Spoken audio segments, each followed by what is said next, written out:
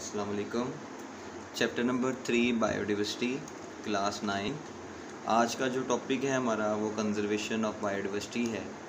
Last time हमने binomial nomenclature, उसके rules और उसके सिग्निफिकेंस के बारे में डिस्कस किया था। आज हम कंजर्वेशन ऑफ बायोडाइवर्सिटी के बारे में डिस्कस करेंगे। जो बायोडाइवर्सिटी है, बायो का मतलब हमारे पास लाइफ है और लाइफ किसकी है, लिविंग ऑर्गेनिज्म की। और डाइवर्सिटी की बात करें तो हम कहते हैं variety of living organism is called biodiversity. तो आपको पता है दुनिया में बहुत सारी स्पीशीज़ मौजूद हैं। तो कंजर्वेशन ऑफ बायोडाइवर्सिटी, इसका मतलब ये होगा कि इन बहुत सारी वैरायटी जो लिविंग ऑर्गेनिज्म की मौजूद है उसे कैसे हिफाजत में रखा जाए।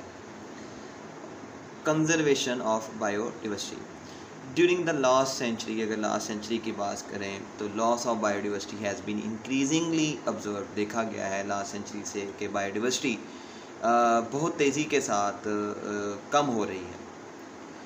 मतलब जो जानदार हैं वो आहिस्ता आहिस्ता बहुत कम हो रहे हैं। इन द मॉडर्न इरा, इस इरा की बात करें, इस टाइम पीरियड की बात करें जिसमें ह्यूमन रह रहे हैं, due to human action species and ecosystem are threatened with destruction to an extent rarely seen in early history। अगर हम मॉडर्न इरा जिसमें ह्यूमन रह रहे हैं इसकी बात करें तो ह्यूमन एक्शंस की वजह से जो स्पीशीज़ हैं और जो इकोसिस्टम है, इकोसिस्टम जिसमें हम कहते हैं जी इन्वायरमेंट, जिसमें रिलेशनशिप ऑर्गेनिज्म का रिलेशनशिप है इन्वायरमेंट के साथ, उसे इकोसिस्टम बोला जाता है। ये काफ़ी ख़तरे में है क्योंकि काफ़ी हद तक डिस्ट्रक्शंस हो चुकी हैं। अब किस चीज़ की डिस्ट्रक्शन हो चुकी है, वो स्पीशीज़ की और इकोसिस्टम की डिस्ट्रक्शन हो चुकी है इन अर्थ हिस्ट्री में। A species that no longer live in an ecosystem is called extinct in that ecosystem। वो स्पीशीज़ जो अब इस दुनिया में मज़ीद, इस इकोसिस्टम में मज़ीद बाकी नहीं है, इस इकोसिस्टम में सर्वाइव नहीं कर रहे, हम उसे बोलेंगे एक्सटिंक्ट स्पीशीज़। यानी कि वो जानदार जो इस दुनिया से मुकम्मल तौर पर ख़त्म हो चुके हैं, उन जानदारों को हम एक्सटिंक्ट लिविंग ऑर्गेनिज्म या एक्सटिंक्ट स्पीशीज़ बोलेंगे। When species of an organism of an ecosystem become extinct, the stability of ecosystem is harmed. जब इकोसिस्टम में कोई स्पीशीज़ एक्सटिंक्ट हो जाती है तो इकोसिस्टम की जो स्टेबिलिटी थी वो ख़राब हो जाती है, उसको नुकसान पहुंचता है। जैसे कि लास्ट टाइम जो टिड्डी दल बहुत ज़्यादा पाकिस्तान में एंटर हो गई थी, तो उसकी और उन्होंने काफ़ी ज़्यादा फसल वगैरह को ख़राब किया, तो जितने भी ग्रीन प्लांट्स हैं उनको ख़राब किया।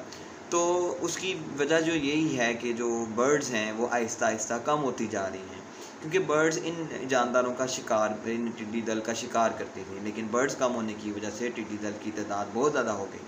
तो इसका मतलब इकोसिस्टम को नुकसान पहुंचा एक स्पीशीज़ कम होने की वजह से। तो biologist warn the global ecosystem would collapse if biodiversity continue to be reduce at the same time. Biologist warn कर रहे हैं कि ये जो इकोसिस्टम है, ग्लोबल इकोसिस्टम, ये कोलैप्स कर जाएगा अगर बायोडाइवर्सिटी इसी तरह इसी रेट में कम होती गई तो। अब यहाँ पर डेफिनेशन लिखी हुई है, दो डेफिनेशंस हैं, एक जी एक्सटिंक्ट स्पीशीज़ की है, दूसरी एंडेंजर्ड स्पीशीज़ की। एक्सटिंक्ट स्पीशीज़ मैंने अभी बताया कि इकोसिस्टम में जो श्रिंक्ट हम उसे बोलेंगे जिसका no doubt that the last individual of that species has died in that ecosystem. ये हमें कोई शक व शुबा ना हो कि अब इस जानदार या कोई भी स्पीशीज़ का जानदार अब दुनिया में मौजूद नहीं है या इकोसिस्टम में सर्वाइव नहीं कर रहा। मतलब हम 100% श्योर हों तकरीबन या 99% श्योर हों कि अब इस जानदार का कोई भी बकिया जो है वो, मतलब कोई भी इसकी नस्ल बाकी नहीं रही, तो वो हम एक्सटिंक्ट में काउंट करेंगे। जैसे इसकी एग्जांपल लेना चाहें तो डायनासोर्स हैं। सिंपल, मैंने बताया कि डायनासोर्स एक्सटिंक्ट स्पीशीज़ में आते हैं। A species is called endangered when it is at risk of extinct in near future. अब एंडेंजर्ड स्पीशीज़ हम उसे बोलेंगे जो कि रिस्क में हो, मतलब वो ख़त्म होने के करीब हों आने वाले फ्यूचर में, तो हम उसे बोलेंगे एंडेंजर्ड स्पीशीज़। मतलब एक की तादाद 1000 के करीब है स्पीशीज़ की, एक की तादाद 10 के करीब है, तो आप 10 वाले को कहेंगे कि ये आने वाले वक्त में ख़त्म हो जाएंगे, ना कि आप कहेंगे ये 1000 जो हैं इनमें इनकी तादाद ख़त्म हो जाएगी, बल्कि जो 10 हैं वो बहुत जल्द आहिस्ता आहिस्ता दुनिया से मुकम्मल तौर पर ख़त्म हो जाएंगे। तो ऐसे जानदार जो मुकम्मल तौर पर ख़त्म होने के करीब हों उन्हें एंडेंजर्ड स्पीशीज़ बोला जाएगा। Many plants and animal species have gone extinct इन पाकिस्तान। कई प्लांट और एनिमल स्पीशीज़ हैं जो ख़त्म होने के करीब हैं। Example of endangered extinct animal species are lion, tiger, Asiatic cheetah, Indian one horn rhinoceros, swamp deer, Indian wild ass, hangul. Hangul की यहाँ पे पिक्चर नहीं है, बाकी सब पिक्चर नहीं, सॉरी हंगल की भी है। तो ये कश्मीरी इलाकों में ये हंगल पाया जाता है। ब्लैक बक, ये सारी पिक्चर्स आपके सामने मौजूद हैं। और ये कुछ स्पीशीज़ ऐसी हैं जो ख़त्म हो चुकी हैं, कुछ हैं जो कि ख़त्म होने के करीब हैं पाकिस्तान में। लेकिन जी अगला जो हमारा टॉपिक है वो है impact of human being on biodiversity, कि बायोडाइवर्सिटी का ह्यूमन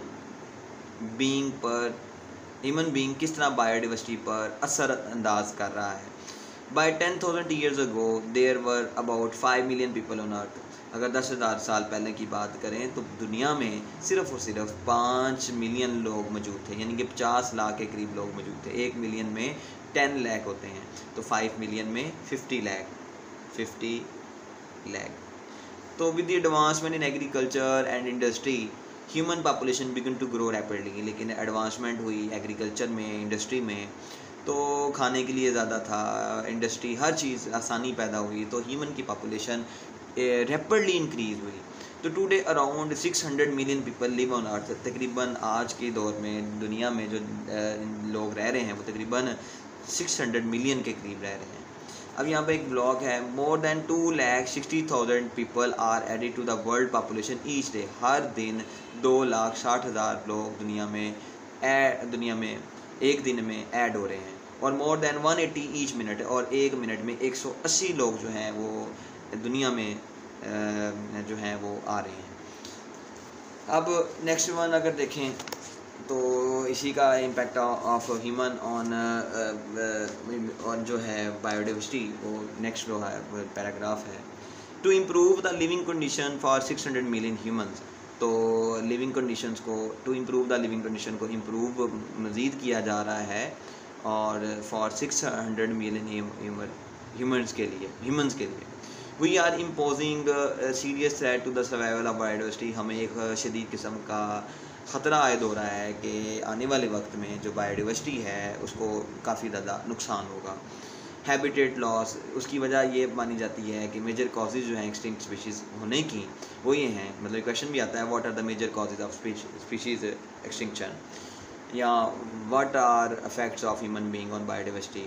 तो हैबिटेट लॉस है, जिसमें हैबिटेट लॉस हो जाएगा, रहने की जगह अगर किसी की छीन ली जाए तो उसकी वजह से भी जानदारों की डेथ होना स्टार्ट हो जाती है। डिफॉरेस्टेशन, जंगलात का कटाव जो है, ओवर हंटिंग, बहुत ज़्यादा शिकार करना बिला ज़रूरत, इंट्रोडक्शन और रिमूवल ऑफ स्पीशीज़, या किसी नई जगह पर कोई स्पीशीज़ इंट्रोड्यूस करवाना और किसी जगह से किसी स्पीशीज़ को रिमूव कर देना और उसको कहीं और ले जाना, उसकी वजह से भी इन जानदारों को नुकसान होता है और जो जानदार हैं वो एक्सटिंक्ट हो जाते हैं। पोल्यूशन और climate change are the major causes of species extinction. Pollution और जो मेजर कॉजेज़, जो मेजर क्लाइमेट चेंज हैं, वो भी एक बिग प्रॉब्लम है स्पीशीज़ की एक्सटिंक्शन में। यहाँ पे एक ब्लॉग है, habitat loss is probably the greatest threat to biodiversity on earth today. जो हैबिटेट लॉस है शायद ये सबसे बड़ा ख़तरा है बायोडाइवर्सिटी को ख़त्म करने के लिए ज़मीन से आजकल के दौर में। तो हैबिटेट को डिस्टर्ब बिल्कुल नहीं करना चाहिए किसी भी जानदार को। जानदार का जो है हैबिटेट है जहाँ पे वो रह रहा है, जैसे जंगलात या दरख्त काट दिए जाते हैं, बिला ज़रूरत काट दिए जाते हैं, तो उससे जानदारों को नुकसान पहुंचता है। अब जो यहाँ पर एक बनाया हुआ है, उन्होंने एक फिगर बनाई हुई है 3.7 जो है स्पीशीज़ एक्सटिंक्शन जो है वो स्पीशीज़ इंट्रोडक्शन 39% से एक्सटिंक्ट हो रही है, hunting 23%, 2% other and habitat restriction की वजह से 36% जो है वो जानदार एक्सटिंक्ट कर रहे हैं। ये दरअसल वर्ल्ड कंजर्वेशन मॉनिटरिंग जो सेंटर है उसके मुताबिक जो शो किया गया है। अब यहाँ पर आगे स्टार फिश के बारे में, जैसे सी स्टार के बारे में भी, सी स्टार भी बोला जाता है, उसके बारे में लिखा गया है कि एड्स मीज़ल्स जो ये खाते हैं जी, मीज़ल्स वगैरह खाते हैं। मीज़ल्स जो है जैसे सिपियाँ लगा लें आप, स्नेल वगैरह। तो if sea stars are remove from region in ocean, अगर हम समुंदर के अंदर से सी स्टार को ख़त्म कर रहे हैं तो mussels rapidly increase in number, तो म्यूजल की तादाद बहुत बढ़ जाएगी। Large number of mussels prey on small animals, large जितने ज़्यादा म्यूजल्स होंगे उतना ज़्यादा छोटे जानदारों का शिकार होगा and become dangerous for the existence. तो फिर अगर छोटे जानदारों का शिकार हो गया तो बड़े जानदारों के लिए खुराक ख़त्म हो जाएगी, क्योंकि जो चेन है वो हमेशा छोटे से स्टार्ट होती है और बड़े की तरफ जाती है। तो चेन डिस्टर्ब हो जाएगी, जिसकी वजह से आहिस्ता आहिस्ता जो जानदार हैं या छोटे जानदार हैं समुद्र के अंदर वो ख़त्म हो जाएंगे, और छोटे जानदारों ख़त्म होने की वजह से बड़े जानदार ख़त्म हो जाएंगे। एक और है जी ब्लॉग में, वो है यूकलिप्टस। यूकलिप्टस को हम सफ़ेदा भी बोलते हैं। ये जो प्लांट है ये पहले पाकिस्तान में नहीं था, ये इंट्रोड्यूस करवाया गया पाकिस्तान में ऑस्ट्रेलिया से मंगवा कर। तो ऑस्ट्रेलिया से ये इंपोर्ट किया गया है और पाकिस्तान में इसको इंट्रोड्यूस करवाया गया है।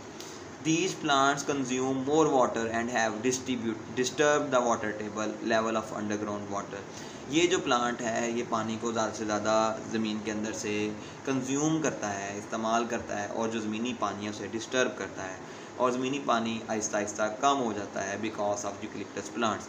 It harms other small plant that grow near eucalyptus trees. इसके अलावा जो यूकलिप्टस ट्री है वो ज़ाहिर बात है इर्द गिर्द जो प्लांट ग्रो किए होंगे उनको नुकसान पहुंचाएगा, क्योंकि ये पानी बहुत ज़्यादा अब्जॉर्व कर लेता है और बाकी प्लांट्स के लिए पानी मौजूद नहीं होता, जिसकी वजह से जो है वो करीबी जो प्लांट्स हैं ट्रीज़ हैं उनको नुकसान पहुँचता है। आज का टॉपिक हमारा ये था जो आपने डिस्कस किया, कंजर्वेशन ऑफ बायोडाइवर्सिटी और impact of human being on biodiversity, और इसके अलावा सी स्टार, स्टारफिश और यूकलिप्टस के बारे में। इंशाल्लाह नेक्स्ट हम डिफॉरेस्टेशन एंड ओवरहंटिंग के बारे में डिस्कस करेंगे।